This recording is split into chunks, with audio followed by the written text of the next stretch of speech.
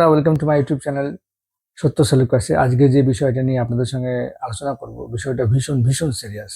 আমরা যেটা আশঙ্কা করছিলাম, ভারত বাংলাদেশের সাম্প্রতিক যে সম্পর্ক তৈরি হয়েছে, যে টেনশন তৈরি হয়েছে, তার জন্য ভারত শিলিগুড়ি করিডোরে বাধ্য হয়েছে S-400 আমাদের যে এয়ার ডিফেন্স সিস্টেম আছে এবং রাফায়েল বিমান, যে ফ্রান্সের যে জেট বিমান রয়েছে, সেটা ডিপ্লয় করতে।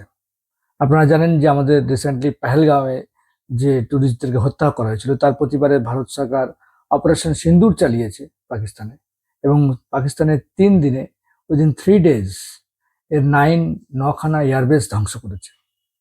রিসেন্টলি বাংলাদেশের যে ইন্টারিম গভর্নমেন্ট আছে, তাদের বিভিন্ন উস্কানিমূলক বক্তব্য, তাদের কার্যকলাপে ভারত দিন দিন বিরক্ত হয়ে যাচ্ছে। মোহাম্মদ ইউনিস আসার পর থেকে ভারত বাংলাদেশের সম্পর্কটা ভীষণ ভীষণ তলানিতে গেছে। আগে শেখ হাসিনার সময় তো ভালো ছিল, বিএনপির আমলেও বোধহয় এত খারাপ সম্পর্ক হয়নি। এই লোকটা আসার পরে সম্পর্কটাকে বিরক্ত করে ফেলেছে।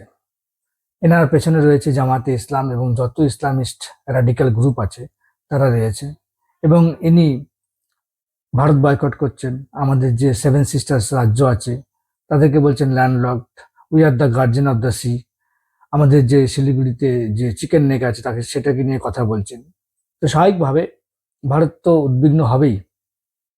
প্রতিবেশী দেশ সে যত ছোটই হোক না কেন, সে যদি হুমকি দেয় রেগুলার, তাহলে তো ভারতকে তো অবশ্যই ব্যবস্থা নিতে হবে। ভারত সেটাই করেছে, S-400 এবং রাফায়েল ওখানে ল্যাস ডিপ্লয় করে দিয়েছে। S-400 আপনারা জানেন এয়ার ডিফেন্স সিস্টেম, 400 কিলোমিটার দূর থেকে আগত কোনো মিসাইলকে, যে কোনো মিসাইলকে ধ্বংস করতে পারে। এবং আমাদের তো ব্রহ্মস রয়েছে, এবং এটাও শোনা যাচ্ছে বাংলাদেশ গভর্নমেন্ট নাকি JF-17 একটা ফাইটার জেট পাকিস্তান থেকে কিনছে, যার জন্য ভারত আরো উদ্বিগ্ন হয়ে গিয়েছে। কারণ এই মোহাম্মদ ইউনিস বাংলাদেশ গভর্নমেন্টে এসে আমেরিকা এবং চায়নাকে মুখোমুখি ভিড়িয়ে দিয়েছে। আপনারা জানেন চট্টগ্রাম এলাকা, আমাদের সেন্ট মার্টিন দ্বীপে আমেরিকাকে প্রায় দিয়ে দেওয়ার মতো, ওখানে রাখাইন করিডোর করছে, ওখান দিয়ে আমেরিকা অস্ত্রশস্ত্র পৌঁছে দেবে। যে চায়না ব্যাকড মিলিটারি আছে, যে গভর্নমেন্ট আছে মায়ানমারে, তারা যুদ্ধ করবে। আবার আমাদের উত্তর দিকে যে বাংলাদেশের লালমনিরহাট যেখানে রয়েছে, সেখানে চায়নাকে মোহাম্মদ ইউনিস আমন্ত্রণ জানিয়েছে ওখানে একটা এয়ারবেস আবার রিডেভেলপ করতে। সামগ্রিক পরিস্থিতি এমন জটিল হয়ে গিয়েছে যে ভারতের কিছু করার নেই। গালওয়ানেও হয়েছিল চীনের সঙ্গে, তখনও কিন্তু এতটা সিরিয়াস হয়নি, বাট রিসেন্টলি ইট হ্যাজ ডিটিওরিয়েটেড।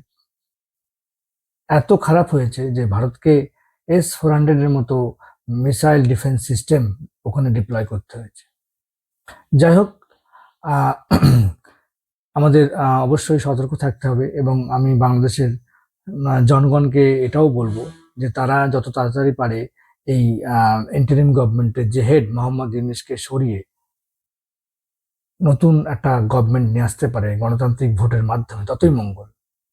কিন্তু মোহাম্মদ ইউনিস কিছুতেই ভোট করতে চাচ্ছে না, কারণ ক্ষমতার নেশায় তিনি যে গদিতে বসে আছেন এবং তার সাঙ্গপাঙ্গদের দিয়ে, কতগুলো চাওয়াল পাওয়ালদের নিয়ে তিনি বসে আছেন। তারা ওখানকার বিভিন্ন রাজনৈতিক বক্তব্য আমি শুনি, তাদের কোনো হিস্ট্রি নেই, রাজনৈতিক কোনো হিস্ট্রি নেই।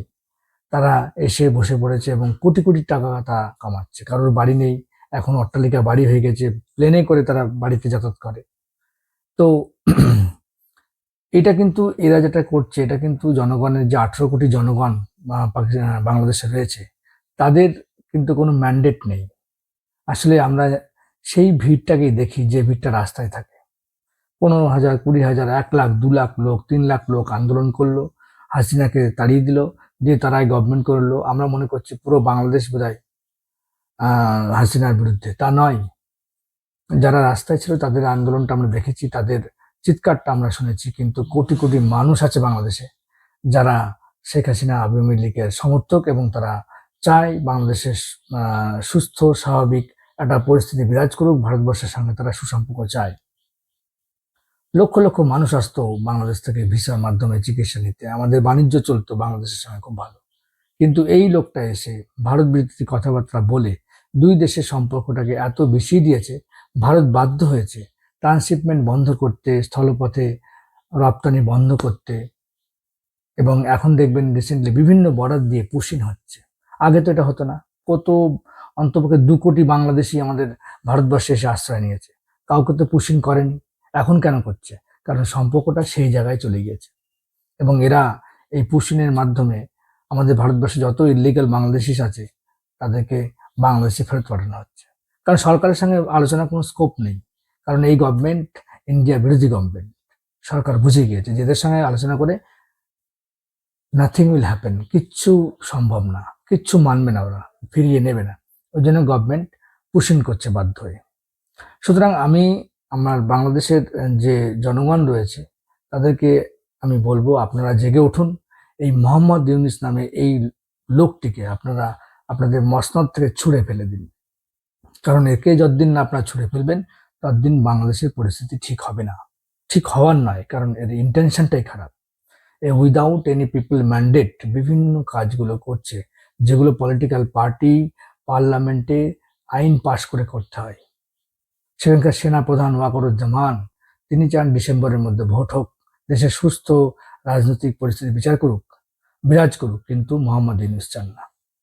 কতগুলো মানুষ, সমস্ত মানুষকে এ বিরাগ ভাজন করছে, শুধুমাত্র নিজের যে আমেরিকার থেকে যে পাপেট হয়ে এসেছে, আমেরিকার স্বার্থ পূরণ করার জন্য এ একের পর এক কাজ করে চলেছে এবং কিছুই করতে পারবে না, কিচ্ছু করতে পারবে না।